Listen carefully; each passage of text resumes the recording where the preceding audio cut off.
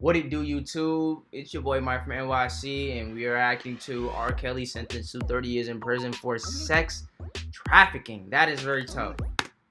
Was singer R. Kelly sentenced to 30 years behind bars after his conviction on racketeering and sex trafficking charges.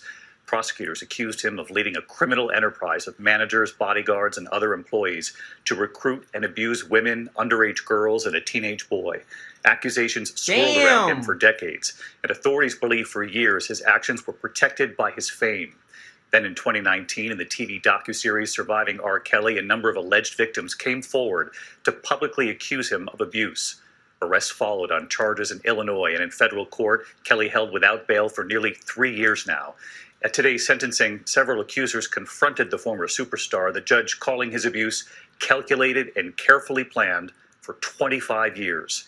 ABC's Stephanie Ramos leading us off tonight.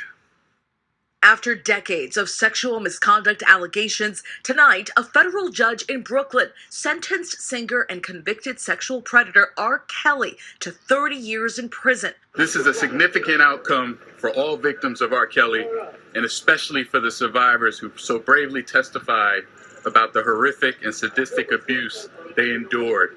The one-time music superstar faced life behind bars after a jury found him guilty in federal court on 1 count of racketeering and 8 counts of sex trafficking.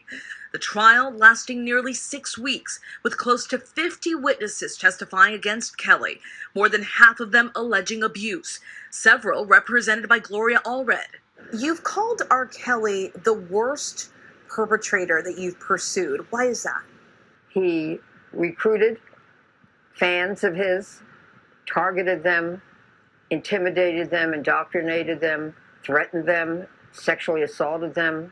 Federal authorities looking into the years of accusations after the explosive Lifetime docuseries Surviving R. Kelly, in which dozens of accusers alleged the singer had abused them. Kelly did not testify at his trial. Tonight, one of Kelly's accusers relieved. I never thought that I would be here to see him be held accountable for the atrocious things that he did to children.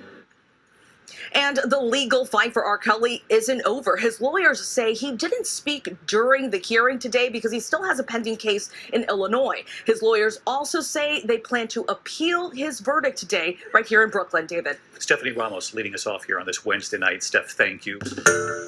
Good luck with that. Damn, there's a couple things I want to say. I'll say first thing first.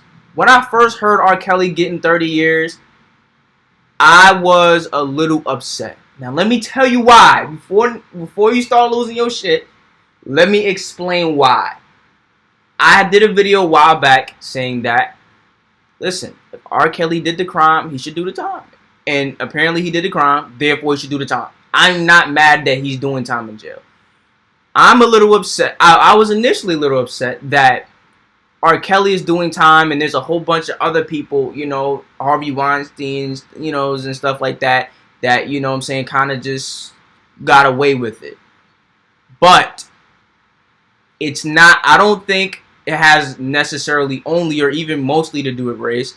I just think that R. Kelly's case kind of just, he didn't really do a good job of, you know, keeping everything together. Not that I would root for him in that way. I'm just saying I think Weinstein probably did a little bit better of a job, you know, doing whatever he was doing, keeping it under wraps.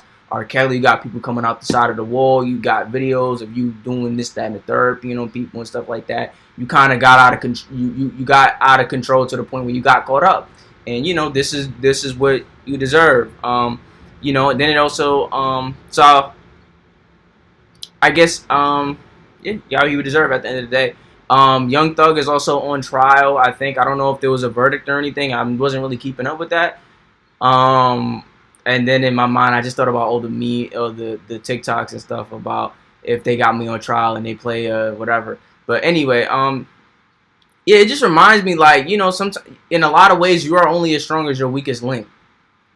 You know, R. Kelly is one of the most talented humans to ever walk this earth.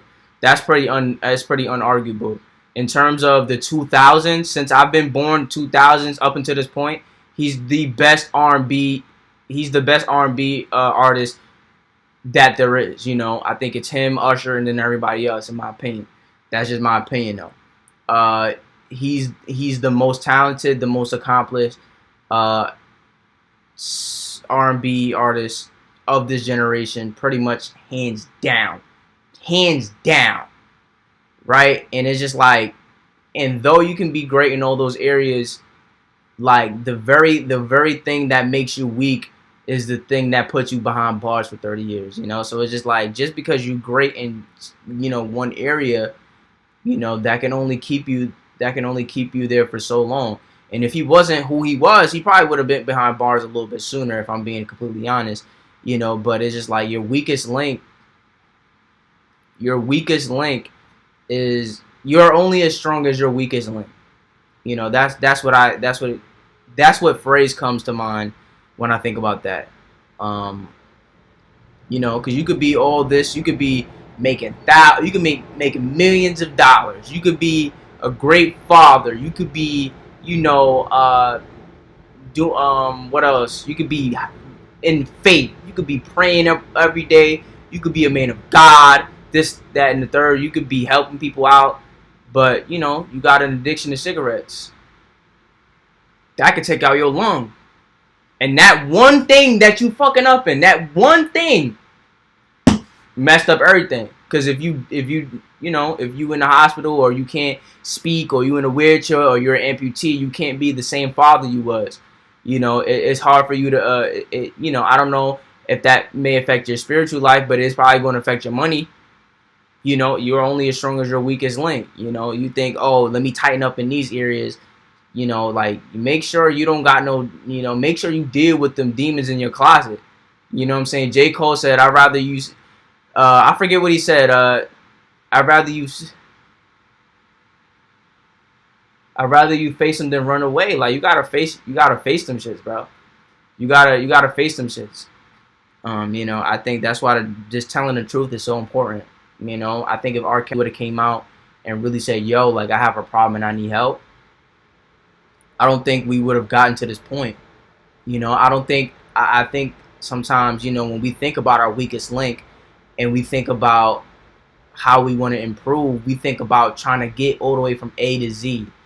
When I think a lot of what's just needed in that moment is you to acknowledge that you have a problem. That's all you need to do. That's all you need to do. You know, I you know, and that thought, you know, it's like when I want to read, you know, this is the book that I've been reading. You know, my boy gave this to me. So this is the book I've been reading. You know, I tell myself, listen, I know you're supposed to read a chapter or two. Just pick up the book. Don't even think about reading it. Don't think about reading it. Don't think about getting the demons out. Don't think about what you need to do. Don't think about AA. Don't think about rehab. Don't think about, you know, therapy. Don't think about that. Just go. If you believe in God, go to God and say, God, I can't do it. You know what I'm saying? And I think in a similar way, it's like, yo, just pick up the book. And it's like, once you've taken that first step, you've taken the first step. You know, we try to take the whole bunch of steps at the same time. You don't got to do that. Just pick up the book. You know, just pick up the book. You know, I know when I tell myself, yo, you got to do your 100 push-ups. Like, damn, when I think about doing 100 push-ups, it's like, ugh. But it's like, yo, just get down and do 5. If you don't want to do no more after 5, don't even do no more. And the crazy thing is that I just end up doing 100. Like, the first 5 is the hardest part. That first acknowledging you have a problem might be one of the most difficult parts. You know, at least that's what I assume. I can only assume that that's the hardest part. You know, at least mentally. You know, if you're, you know, an addict, you know, the physical withdrawal, you know, probably would be pretty tough. But, you know, admitting that you have a problem, you know, I feel like, yeah. I don't know why I went on that tangent. I mean, I know why I went on that tangent, you know, because that R. Kelly case made me really think about that. Like, yo, he's not no regular, like, I mean, obviously he's not above anybody, but he's not no regular dude. He's one of the most accomplished R&B artists of all time. How could you let this get out of hand? I Believe I Can Fly, like, he You know, I remember Kurt Franklin talking and having conversations with him and things of that nature. It's just like, yo, like you could have a form of godliness in so many ways. You know, all of us have a form of godliness, I believe. All of us have a form of godliness, whatever our gift is. Obviously, R. Kelly is a gifted singer. Like, that's without question. He's elite. Like, you know, I can go on about how nice he is, but, you know, that's not really the point. All of us have a form of godliness, but it's that one thing that you leave unchecked that's going to get you. Like, it's that one thing. It's just like, I'm doing everything right, but I just, you know, I got a little drinking problem. You know, I'm doing everything right, but, you know, I'm not eating right. You know, I'm doing everything right. You know, my money is a little funny. You know, I'm doing everything right, but whatever. You know, whatever thing that you leaving out. You know, yeah, I make a whole lot of money, but you know, I'm not really a family man like that. Like, it's just that one thing that you leave unchecked could really destroy everything you have. You know, it's like reminding me of a building. It's like if you take one brick out that building, it's not even a building no more. That shit's coming down. You got 50,000 bricks. 50,000 bricks. You take 5 bricks out that building, it's over. You don't have 50,000 bricks no more, bruh. It's over. Like, it's dead over. Anyway, I guess that's enough for me rambling. Definitely let me know what you guys think. Definitely like, comment, share, and subscribe if you like these type of videos. And I will see you when I see you. Peace.